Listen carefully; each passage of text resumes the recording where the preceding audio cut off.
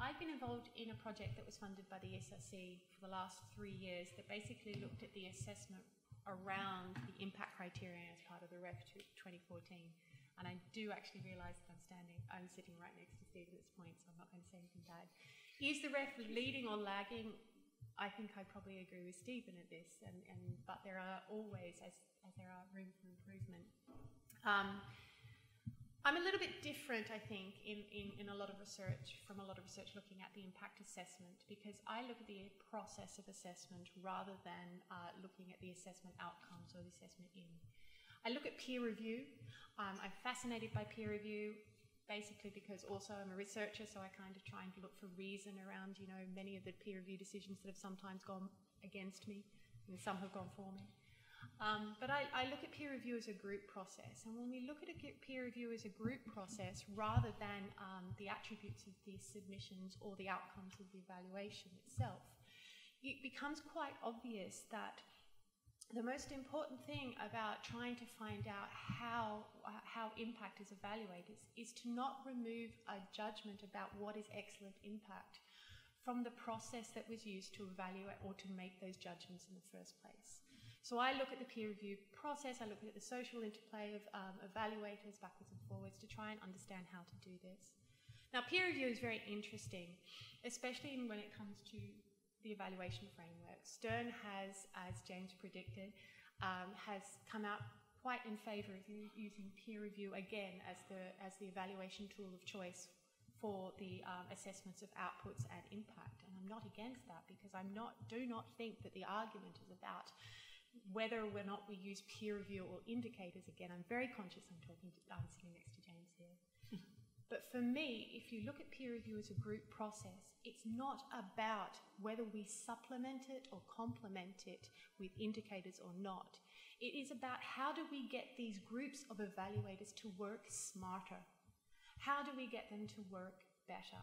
And that requires you to look at the social interplay of evaluators as indicative of notions of interacting notions of societal impact excellence. So that's what I look at. Now, what I did is that the funny thing about impact assessment is that traditionally peer review has been done by academics. It's the standard, it's the gold standard, because it is expert driven. You want to be evaluated by your peers. But the inclusion of the impact criteria in REF 2014 sort of expanded the necessity of this notion of a peer. We needed to expand this definition to include experts from outside academia, or as the REF definition says, beyond academia. And this is really interesting because basically academics as groups are very interesting people to work with. We are, by definition, quite difficult to work with.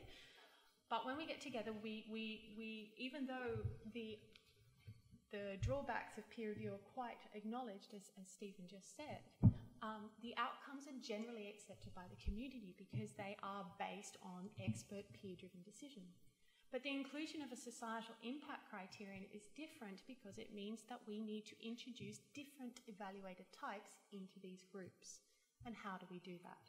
That makes it extremely interesting for me and for us to consider when we're talking about how to implement this in the future.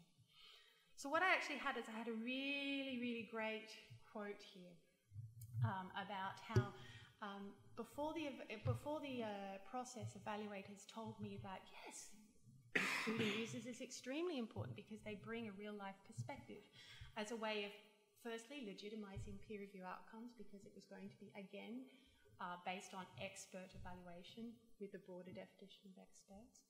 But on the same level, still over 50% of the evaluators still thought that the inclusion of a different type of evaluator in the peer review panel will constitute a problem. They couldn't really tell me what their problem is, they just thought it was going to be a very interesting tug of war to look at. And we know that these panels acted as groups because they told me after the evaluation, when I got them to revisit how they had evaluated the impact criteria and to challenge their existing biases and tendencies about impact and how that was operationalized within the peer review panels, there was always these tendencies towards group psychology that were echoed within the evaluators' recollections of the process.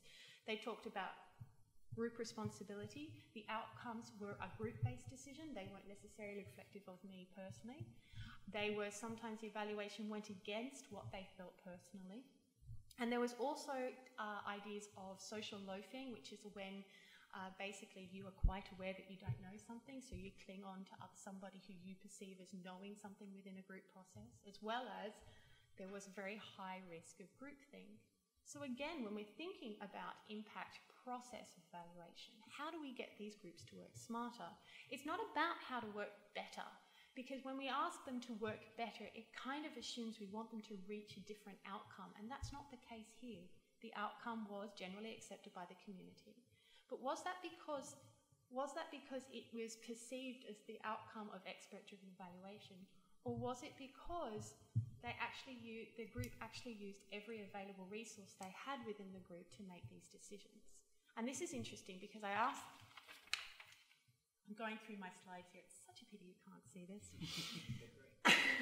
Oh, Stephen can see them everything great, so that's good.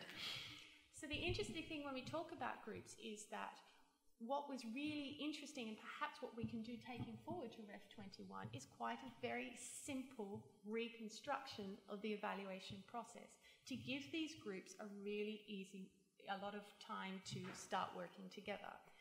Now, what happened in Ref 2014 is that even though the impact criteria was evaluated in session in group, when the output was done in isolation perhaps, the evaluation of the impact criterion happened after the outputs. And therefore, even though it was two separate criteria, some of the group definitions and the group committee cultures around the evaluation exercises that was Ref 2014 was already established. And what happened between impact and outputs was that we had an interchange of evaluators. Some evaluators exited and some evaluators came in specifically to the impact. In more cases than none, the people who entered this already established group culture were the users. So we have to ask, with the extended definition of expert in the evaluation of impact, what was the value added by these user evaluators into the REF assessment process for the assessment of impact? And therefore the challenge for users was twofold. Not only were they to influence the impact decision, but in order to do that successfully, they needed to infiltrate the group. And that was extremely difficult because the evaluators, both users and academics, told us that it was very difficult when you had already been calibrated, when you already had your relationships and your alliances firmed up within a group process, to have this change in group dynamics. And the users actually told me, yes, it was really difficult. It was a very strong culture that I entered, and it was very much an academically led exercise. So in terms of the future, what do we want to do? Because the impact criterion was quite new and unique, and people were, wait for it for the Bordeaux reference, unhabituated to the tendencies, sorry, you'll understand, unhabituated to the process of peer review evaluation group and the dynamics that occur within that group, thereby within academics traditionally, is evaluate the new criteria first. Get them to be able to create a committee culture around a criteria they are not used to, users and academics alike, before the assessment of the output. And I'm looking at Stephen. Only because because the output criterion people are quite used to, academics can do in their sleep. We know what an excellent 4-star paper looks like. We aim for it. We know. We evaluate it. We encompass it. We try and desperately to produce it ourselves. So we know what that is. But we are unsure about when it comes to the assessment of societal impact. And in those uncertain criteria, the group culture is an even more important characteristic to evaluate when it comes to assessing how the evaluation process went. This is again, you could have seen the wonderful slides I had users telling me something and academics telling me something about exactly how difficult it was. However, I'm going to put a plug here, because in the future, all of these things in the group processes that happened around the evaluation of societal impact is going to be in my book. Which is published next year by, funny enough, Palgrave, Macmillan. Just as well. Just as well, yeah. But again, I'm open to any questions and be interesting. But to me, the process of the evaluation is as important to consider when looking at how impact is evaluated than the attributes of the submissions themselves.